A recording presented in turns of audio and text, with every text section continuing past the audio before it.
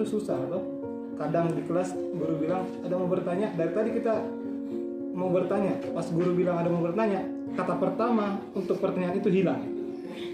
Toh, sering toh? Iya.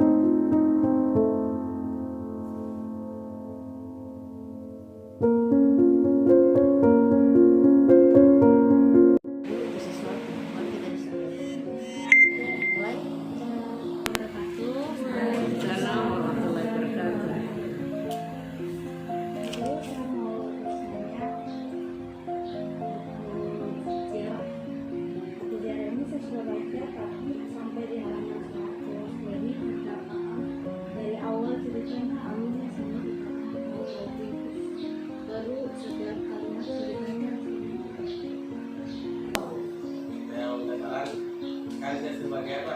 Saya untuk ini ada termasuk lain. Saya mungkin ini maksudnya tidak terlalu suka membaca gitu, maksudnya tidak terlalu sering-sering juga loh, karena banyak kegiatan. Tapi misalnya kalau ada kegiatan waktu luang itu sering ada bacakan, tidak membaca, melainkan melakukan hal-hal lain seperti salah satunya main game misalnya.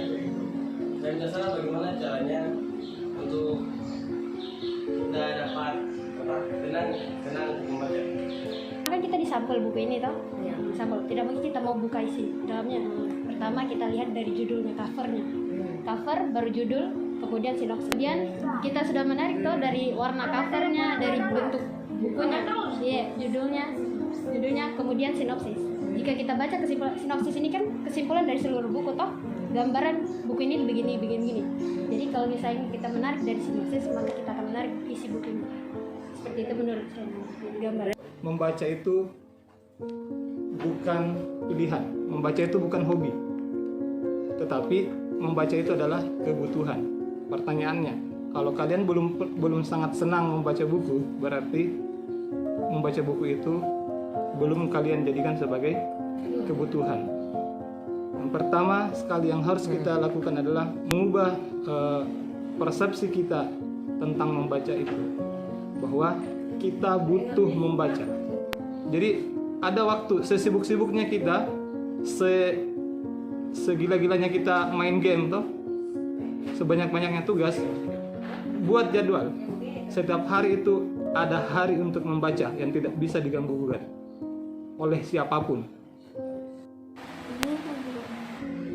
Alhamdulillah selama setahun ini saya sudah membaca 3 buku.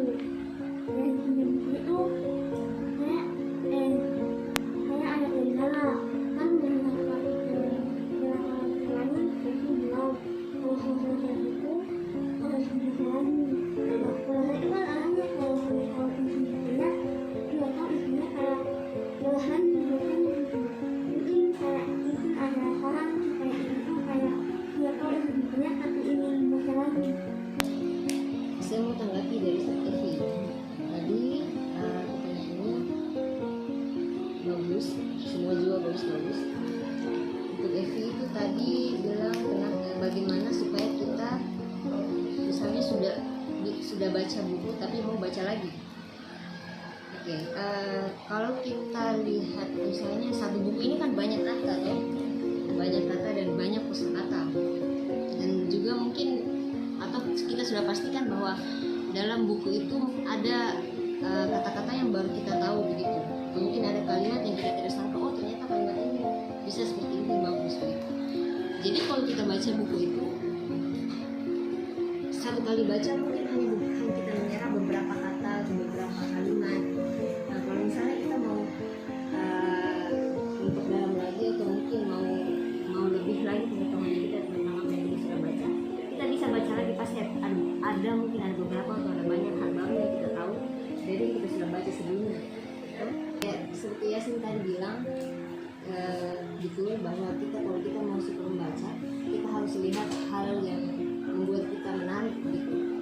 Seperti yang dibilang Duta Baca Indonesia, itu sehat. Kalau misalnya kita mau memulai membaca, kita jangan membaca dulu buku yang berat-berat, atau mungkin ya kita lihat kayak buku-buku politik atau bahasa-bahasa yang lebih tinggi gitu. Kita baca dulu hal-hal yang kita suka. Kayak misalnya ada buku yang lebih ringan begitu pastinya. Kalau kita lihat, oh kayak misalnya buku besar tentang kopi, oh isinya apa kira-kira, oh apa yang menarik. Jadi kita coba baca, kita coba renang dulu bukunya itu seperti yang dibilang sama bahwa dia ragu gitu, makanya kita harus tahu dulu, oh judulnya seperti ini, oh penulisnya ini. Kenapa kalau misalkan kita baca novel dengan kita nonton filmnya itu beda? Maksudnya kayak kita nonton novelnya itu kayak kita baca novelnya itu kayak lebih kita mendalami begitu ceritanya. Rasanya lebih dapat. Pas kita nonton filmnya kayak biasa saja. Saya Fadila ingin menjawab pertanyaan dari Ainun, kenapa kalau setelah kita baca novel rasanya berbeda dengan yang kita nonton gitu. Kalau saya pribadi kalau kayak apa lagi namanya itu kayak penampilannya itu berbeda begitu. Kalau kita baca novel kayak kita dapat sedihnya apanya, pas kita baca novel pas kita nontonnya kayak kita biasa saja. Karena kalau saya pribadi, pertama kalau saya baca novel saya selalu bayangkan kayaknya ceritanya nanti begini, dia sedih sekali mungkin, tapi pas saya nonton filmnya pemerannya itu dia tidak menghayati, kayak tidak terlalu dalam begitu dia terangkan itu cerita novelnya. Ini adalah tulisan, toh. Tulisan ini dibaca oleh kita saja ini, yang beberapa orang ini, 11 orang membaca satu buku yang sama memiliki persepsi yang berbeda. Gitu. Jadi apa yang difilmkan itu adalah persepsi dari sutradara. Toh, yang difilmkan itu persepsinya sutradara. Bagaimana menangkap buku itu lalu digambarkan dalam bentuk film atau divisualisasikan gitu toh. Saya sendiri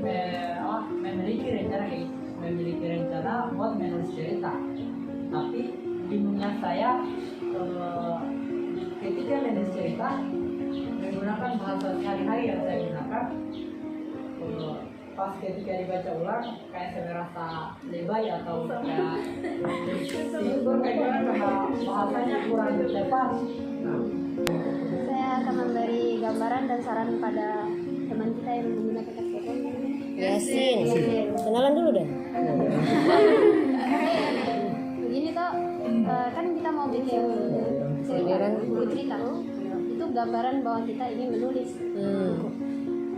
Selama pengalaman saya menulis, saya kan menulis puisi, kan terbalik dengan dia menulis cerita. Tapi saya ada gambaran di saat saya pelatihan menulis bahwasanya kita menulis cerita, menulis puisi dan menulis buku yang berdedikasi berbeda bahasanya, yang menggunakan bahasa baku, bahasa, kalau puisi itu apa, bahasa sastra toh, bahasa sastra, dan dia cerita bahasa keseharian. Jadi kalau misalnya menurut saya, tulis saja menurut apa yang kamu pikirkan. Ya. Jadi menulis saja apa yang ada di pikirannya kita yang ingin kita tulis. Iya. Karena tuh kan proses belajar tidak mungkin kita langsung bisa. Tulis saja. Tulis saja. Saya ingin menjelaskan tentang biasanya jadi kan kalau misalnya mau ditertibkan itu harus ada dulu yang kayak saya memang ada mau ada ide itu pasti ya. Kecuali dia tidak ada penulisnya itu kayak dari suka sama ceritanya, berarti ada yang dia tertarik sama ceritanya. Jadi kalau misalnya dari bahasanya sendiri udah tulis kayak sudah agak-agak ragu, agak tidak bagus nih, beli gitu. Di sini yang saya akan tanyakan, misalnya setelah saya selesai membaca buku, pasti ada manfaat yang didapat. Nah, di sini manfaat yang saya dapat misalnya kayak motivasi dari buku itu, tetap terus belajar dan berusaha supaya mendapatkan mencapai tujuan yang diinginkan. Tetapi saya sendiri di sini misalnya setelah mendapat motivasi itu, saat itu juga saya melakukan. Tetapi setelah beberapa hari, misalnya besok-besoknya tidak lagi lakukan. Kayak Iya, kayak begitu. Iya. Kayak hanya saat itu juga, saat mendapat motivasi itu juga saya lakukan, tapi sudah besok musimnya sudah tidak. Bagaimana caranya supaya saya tetap konsisten Istiqomah gitu ya. dalam hal itu? Berubah itu namanya juga berubah, itu tidak konsisten. Toh, perubahan itu tidak konsisten, toh? Berubah-berubah. Termasuk kita, toh, termasuk manusia. Bahkan dalam agama sendiri keimanan kita itu berubah-berubah, toh. Kadang hari ini keimanan kita 100%, toh. Sebentar malam turun, toh, gitu. Buat dosa lagi. Begitu. Tetapi untuk membuatnya ini tidak terlalu jauh, misalkan perubahannya, toh, tidak terlalu negatif, itu tadi dibuat pembiasaan-pembiasaan. Dibuat pembiasaan-pembiasaan kayak membaca tadi, buat pembiasaan-pembiasaan gitu. Jadi jangan berharap